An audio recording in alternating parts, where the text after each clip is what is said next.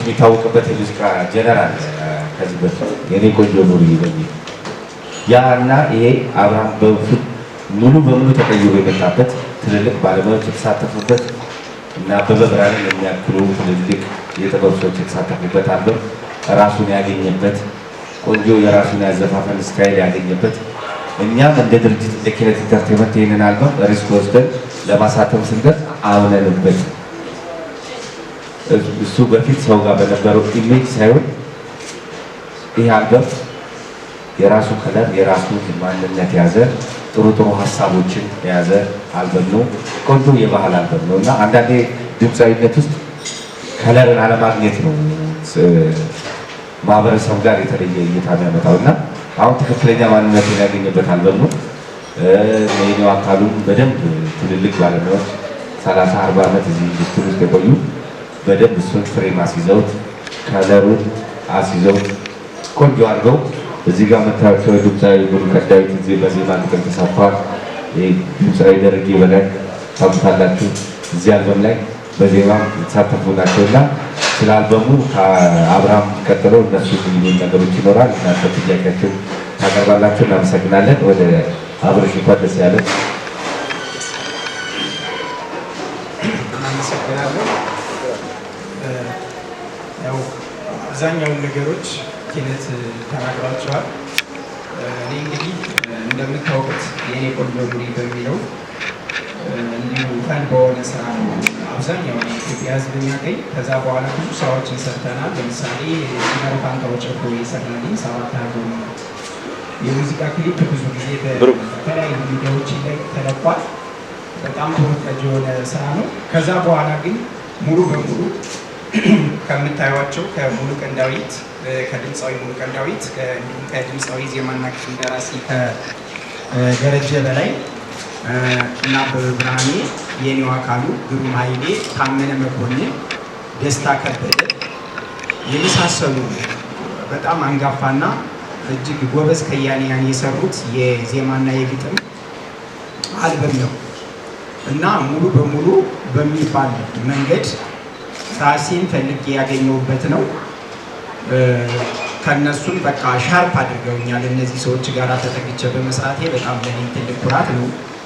ስለዚህ በክፍያም በጣም ከፍተኛ የሆነ ክፍያ የወጣበት አልበም ነው። እንደምታውቁት በዚህ ሰዓት አንድ ዜማና አንድ ግጥም በአማካይ ከ60 ሺህ ብር በላይ የሚሸጥበት ወቅት ነው ያለን። አማካይ ነው የምነግራችሁ እና በዚህ የተነሳ ከፍተኛ ገንዘብ የከፈልኩበት ነው። ብዙ መስዋዕትነት የተከፈለበት ስራ ነው እና እንግዲህ ለዚች ቀን በመድረሴ እውነት ለመናገር በጣም ፈጣሪን በመጀመሪያ አመሰግናለሁ። ሲቀጥል ኪነት ፕሮዳክሽን፣ ኢንጂነር ፋንታው ጨፎ የግጥምና ዜማ ደራሲ፣ እንዲሁም ድምፃዊ ደረጀ በላይ በጣም በብዙ መንገድ በፊውቸሪንግ ዜማዎችን በማቅናት አንዳንድ ነገሮችን በማገዝ የምታዩት ድምፃዊ ደረጀ በላይ ትልቁን ይገዛ የእውነት በጣም በቃ ባክቦን የሚሉት ፈረንጆች እንደሚሉት እኔ የጀርባ አጥንቴ ነው እሱ። እውነት ለመናገር እሱን አለማመስገን በጣም ትልቅ ነውር ይሆናል ማለት ነው። ቀጣዩ ድምፃዊ የዜማና ግጥም ደራሲ ሙሉቀን ዳዊት በጣም 1-2-3 የሆኑ ስራዎችን ሰርተናል። ነገር ግን ከዚህ አልበም ላይ አንዱን ስራ ነው ያካተት ነው። አብዛኛውን 10ሩን ስራዎች የኔው አካሉ ነው የሰራልኝ። ሌሎቹ ዜማ ደራሲያን እነ ታመነ መኮንን፣ አበበ ብርሃኔ፣ ደረጀ በላይ፣ ሙሉቀን ዳዊት አንዳንድ ስራዎችን የሚሰሩ ደስታ ከበደ ሆኖ ማለት ነው። ስለዚህ እርግጠኛ ነኝ ያው ጀጅ የምታደርጉት እናንተ ናችሁ።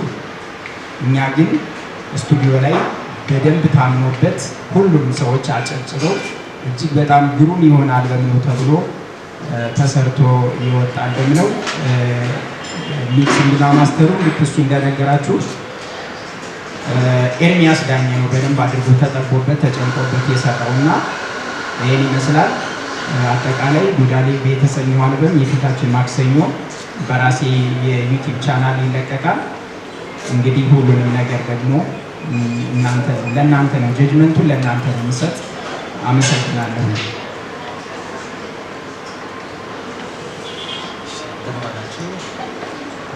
በዚህ ሰዓትና ጊዜ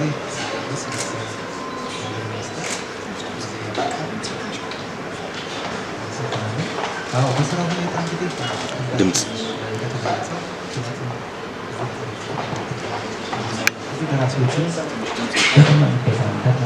የሙዚቃ ሁኔታ በጣም ደስ የሚል ከገጠር እስከ ከተማ የሚያካትት ነግ ያለው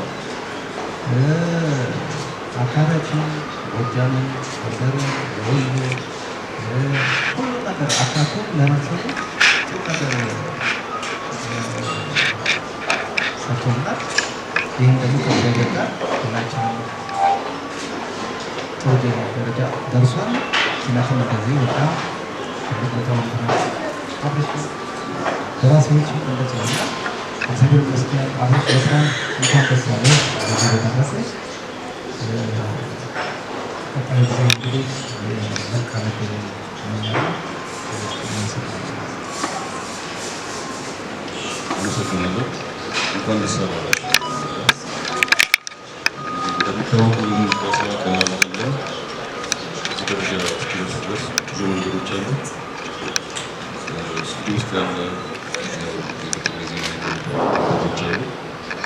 ከዛ ባሻገር ደግሞ ከድምፃዊው ጋር እንዴት ነው ይህ ዜማ ይሄዳል ወይስ አይሄድም፣ እንዴት ቢደረግ ይሻላል የሚለው ደግሞ ራሱ የቻለ ሌላ ስራ ነው እና ብዙ የተለፋበት ስራ ነው። አብርሽ እንግዲህ እግዚአብሔር ይጨምርበት። በዚህ ቀን ስላበቃ ሰላም እያለሁ በበኩሌ አመሰግናለሁ። እናመሰግናለን። ምናልባት ትንሽ ድምፅ ትንሽ አነስተኛል ድምፅ ላይ የተወሰነ ነገር ምናልባት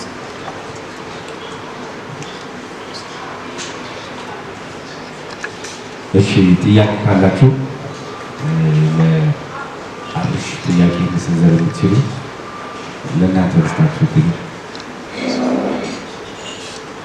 አንድ ተሚ ያለ ተጨማሪ ምናልባት ካለ ሌሎቹን ማለት እንችላለን።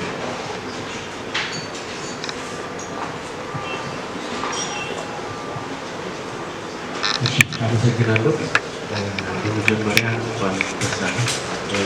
ዛሬ ገና ከእሱ ጀምሮ ብልጠትነትን ነው የሚያስበው።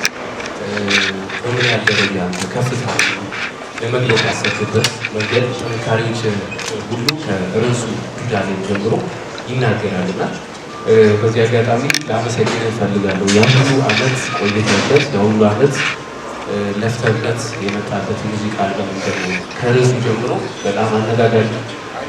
ርዕሱንም ብትነግረን ደስ ይለኛል። ዱዳሌ ምን ማለት እንደሆነ በመጀመሪያ እኔ ሰርች አድርጌ ዱዳሌ የሚለው ሰርች አድርጌ ለማየት ሞክሬ ነበርና ብዙ ነገሮችን አግኝቻለሁ። ግን ከአንተ የጠራ ነገር መስማት ስለምፈልግ ዱዳሌ የሚለውን ሀሳብ ስትነግረኝ ደስ ይለኛል። ሌላው ባህላዊ ሙዚቃ ፎክ እንለዋለን በሙዚቃ አጠራር። ባህላዊ ሙዚቃዎችን አንጮዬ፣ ባቲ፣ አምባሰል የምንላቸው መቼም የማይቀሩና የኢትዮጵያ ብቸኛ የሙዚቃ ቅኝቶች መካከል ናቸው። አንተ ከተጫወትካቸው ቅኝቶች መካከል እነማን ተጫውታችኋል የሚለው ሙዚቃ ነው ማለት የሚለው ጥያቄ ነው። እኔ ክሬቲቪቲ እዚህ ሀገር ላይ ክሬቲቪቲ አንሷል፣ የለም። አልበም ክሬቲቪቲ ላይ የለም። ክሬት ማድረግ ግን አልበም አለ። እኔ የሚያሳዝን ይሄ ነው እና ብዙ አልበሞች ወጥቷል፣ ብዙ አልበሞች እየወጡ ይገኛሉና ስለ ክሬቲቪቲ አይጨነቁም። ክሬቲቪቲው ላይ በምን ያህል ደረጃ ተጨንቀንበታል? እዚህ ላይ አስመረህ ብትነግረን ደስ ይለኛል እና ስለ ቪዲዮ ክሊፕም አንዳንድ ነገሮች ብትለን ደስ ይለኛል።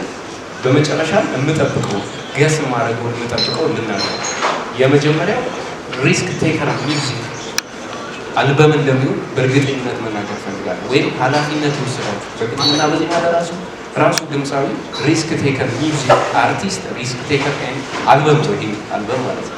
እሱ ማሸነፊያ ስራ እንደሚሆን አልጠራጠርም። ኮምፒቲሽን ነው። በዚህ ሀገር ላይ ኮምፒቲሽን ወይም ውድድር ነው። በቃ ሁሉም ውድድር እያደረጉ ነው። አልበም ሲለቀቅ ይሰማል፣ ግን አዲስ ነገር ክሬቲቪቲ አናይ። የኛው አልበም ክሬቲቪቲ የምንጠብቀው ይሆናል ብዬ አስባለሁ።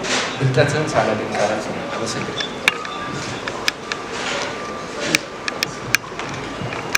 ሌላ ጥያቄ?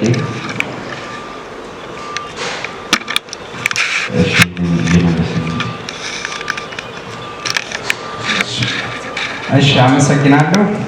ከርዕሱ ብነሳ ወንድሜ አንተንም ሳላመሰግን ማለፍ የለብኝም። በጣም ነው የማመሰግነው። ዱዳሌብ የግዕዝ እና የዕብራይስጥ ትርጉም ያለው በጣም ሰፊ የሆነ ርዕስ ያለው ነገር ነው። ነገር ግን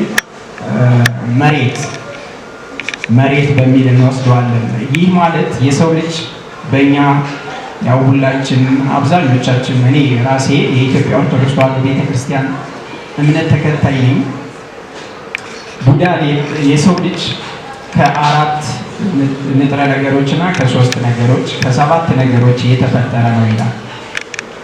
4ቱ ዱዳሌብ፣ ኮሬብ፣ አዜብ እና ናጌብ ይባላሉ።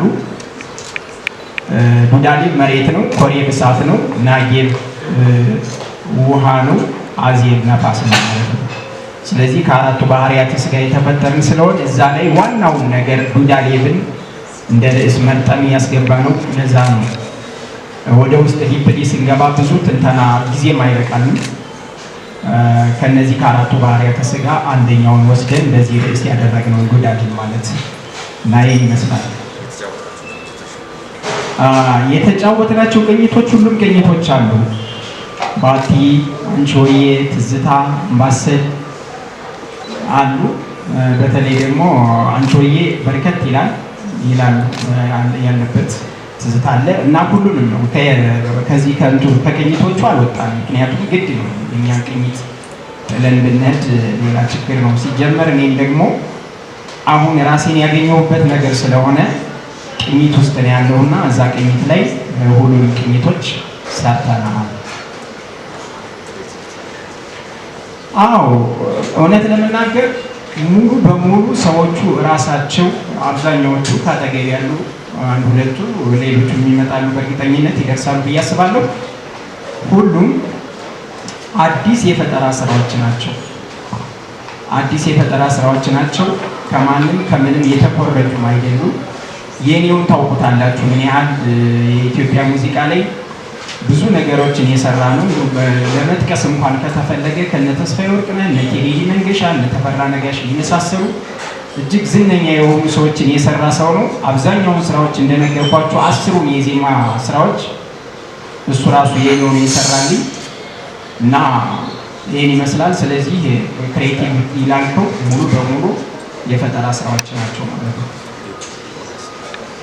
ቪዲዮ ክሊፕ እንግዲህ ለወደፊቱ ምናልባት ስፖንሰር ካገኘሁ ወይም ፕሮዲውሰር የሚያደርገኝ ካገኘሁ ለመስራት እሞክራለሁ። ከዛ ውጭ ግን አሁን ባለውበት መንገድ እኔ ወደ 4 ሚሊዮን ብር አውጥቼ ነው ይሄን አልበም የሰራሁትና በቅርብ ቪዲዮ ክሊፕ እሰራለሁ የሚል ሀሳብ የለኝም እውነት ለመናገር። ምናልባት ስፖንሰሮች ከተገኙ ከጀርባ የሚያግዝ ከተገኘ ምንም ወደ ኋላ የምለው ነገር የለም፣ እንቀጥላለን እና እሰራለሁ። ይሄ ነው መልስ።